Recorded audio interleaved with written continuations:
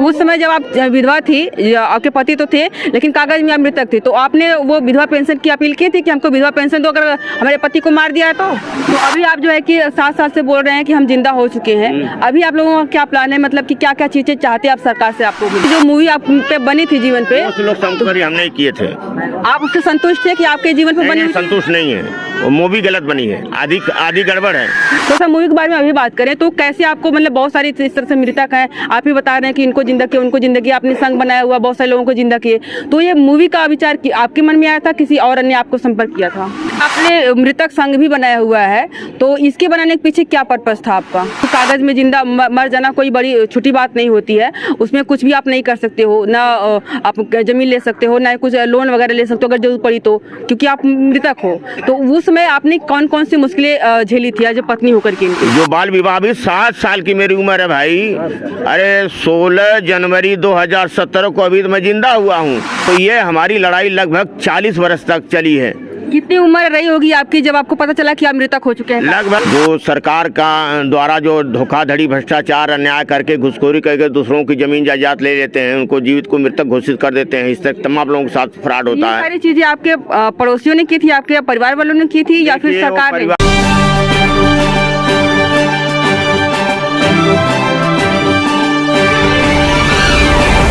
नमस्कार दोस्तों, मैं हूं अर्चना यादव और हमारे पीछे आप देख रहे हैं कि 2 नवविवाहित जोड़े बैठे हैं। यहाँ पे अंकल जी हैं, इनकी हुई उम्र लगभग दुल्हा की नहीं है, और यहाँ पे आंटी जी हैं, इनकी भी दुल्हन की उम्र नहीं है। ऊपर में अगर आप पोस्टर को देखेंगे तो वहाँ पे लिखा है कि मैं कंकाल हूँ या इंसान, कौन करेगा इंसान, कौन करेगा मेरी पहचान। यहाँ पे थोड़ा सा हट जाइए, यहाँ पे एक कंकाल और ये वो ब्राइडल का लुक बना हुआ है, क्योंकि ये हमारे साथ में है लाल बिहारी मृतक जी जो आजमगढ़ के हैं, और पिछले काफ़ी दिनों से मृतक थे। अभी इनको इंसाफ मिला है कि नहीं मिला है, क्या चीज़ें हैं, इस उम्र में शादी करने का क्या पर्पस है, इसके बारे में बात करेंगे हम। तो बहुत बहुत स्वागत है मेरी वीडियो में आपका। आप इस तरह से शादी इस उम्र में क्यों कर रहे हैं? हम इस उम्र में शादी नहीं कर रहे, एक जन आंदोलन है, एक जागरूकता अभियान है। जो सरकार का द्वारा जो धोखाधड़ी, भ्रष्टाचार, अन्याय करके, घुसखोरी करके दूसरों की जमीन जायदाद ले लेते हैं, उनको जीवित को मृतक घोषित कर देते हैं, इस तरह तमाम लोगों के साथ फ्रॉड होता है। सारी चीजें आपके पड़ोसियों ने की थी, आपके परिवार वालों ने की थी या फिर सरकार ने? परिवार वाले किए थे कि कौन किए थे, उसका सारा रिकॉर्ड नहीं मिला है। अच्छा, जब रिकॉर्ड नहीं मिला तो किसको दोषी बनाया जाए, परिवार को बनाया जाए, किसको? लेकिन दोषी तो सरकार है ना। सरकार को जांच करनी चाहिए था कि सरकार जांच की, सरकार उस फाइल को गायब कर दी।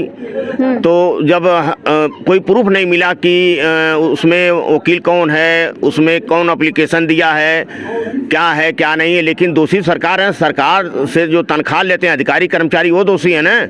तो ये हमारी लड़ाई लगभग 40 वर्ष तक चली है।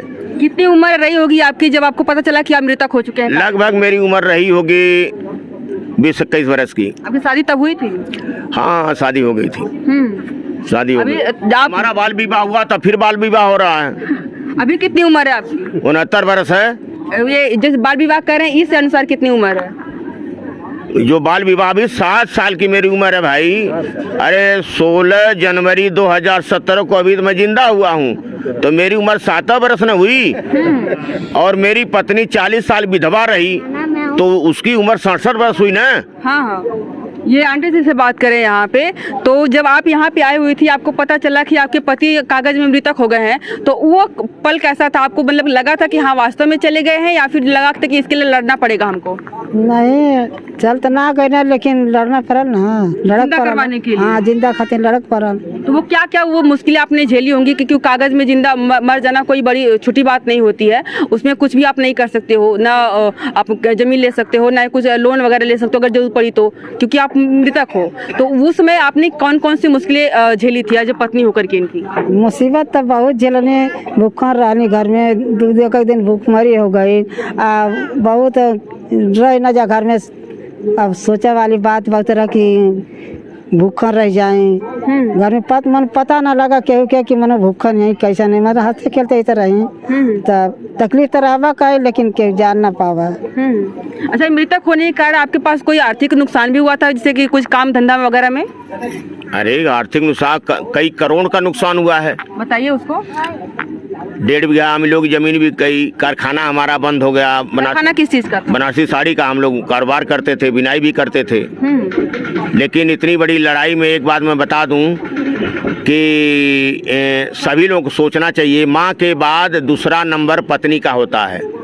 अगर जिस व्यक्ति की पत्नी अगर मदद नहीं करेगी वो आदमी कभी नहीं तरक्की करेगा, कभी नहीं बढ़ सकता है।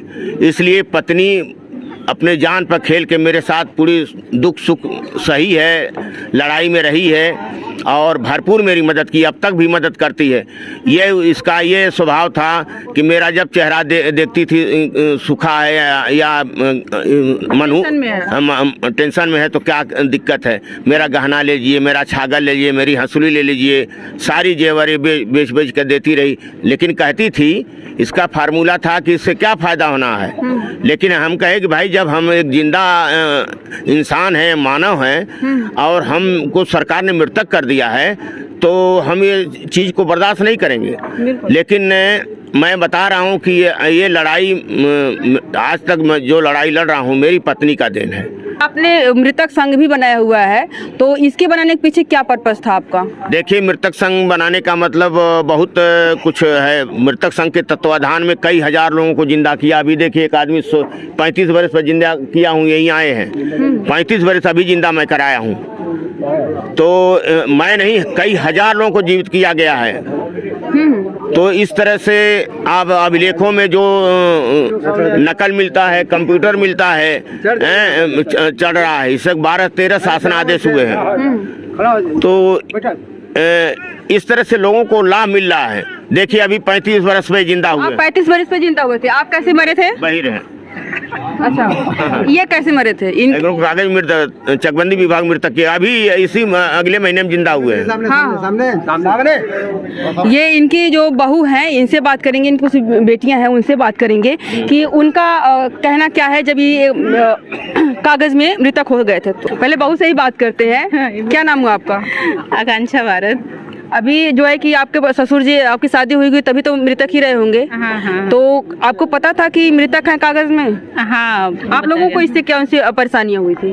परेशानियां तो अभी तो फिलहाल वही आर्थिक नुकसान जो हुआ है उसका सामना पूरे परिवार को करना पड़ रहा है। बिल्कुल। हाँ, क्योंकि जिसकी वजह से पापा बता रहे हैं कि जमीन वगैरह बिक गई है या घर वगैरह गिरवी है, तो पूरे परिवार को उससे सामना करना पड़ रहा है। आर्थिक नुकसान जब भी होगा तो परिवार ही तो सामना करेगा। आप बेटी हैं? जी। क्या नाम है आपका? ऋषिकला। आपको जब कब पता चला कि आप बचपन में पता चला था या फिर बचपन में पता चला था? लेकिन शादी वगैरह भी के टाइम पे कैसा सिचुएशन था, माहौल था? शादी समय आप लोगों का शादी हुआ होगा क्योंकि आपके पिताजी कागज में मृतक थे, तो उस समय कौन कौन सी दिक्कतें आई थी? कुछ दिक्कतें तो बहुत ज्यादा हुई थी पापा, आर्थिक परेशानी ज्यादा थी। क्या नाम हुआ आपका? शशिकला। अच्छा, ये एक आपके पिताजी पे एक मूवी भी बनी हुई है, कागज मूवी, तो उसके बारे में थोड़ा बताएं। वो कागज पापा की जीवनी बनी है, जो जीवन में संघर्ष किए थे उसी पे आधारित बनी वो फिल्म। कागज मूवी लोगों ने देखी होगी, 2-3 साल पहले आई हुई थी और उस समय भी हम आए हुए थे यहाँ से इनका बातचीत करने के लिए, इंटरव्यू करने के लिए। तो वो एक मूवी पे था, मूवी पे हमने बात की थी कि आप मूवी में कैसे काम किए थे, कैसे हुआ था। थोड़ा सा मूवी के बारे में अभी बात करें तो कैसे आपको, मतलब बहुत सारी इस तरह से मृतक हैं, आप ही बता रहे हैं कि इनको जिंदा किया, उनको जिंदा किया, आपने संघ बनाया हुआ, बहुत सारे लोगों को जिंदा किए। तो ये मूवी का विचार आपके मन में आया था, किसी और ने आपको संपर्क किया था? देखिए, मूवी के विषय में हमको नहीं जानकारी थी। वो मीडिया के माध्यम से, हमारी लड़ाई मुख्य रूप से मीडिया लड़ी है, मीडिया के माध्यम से आए थे।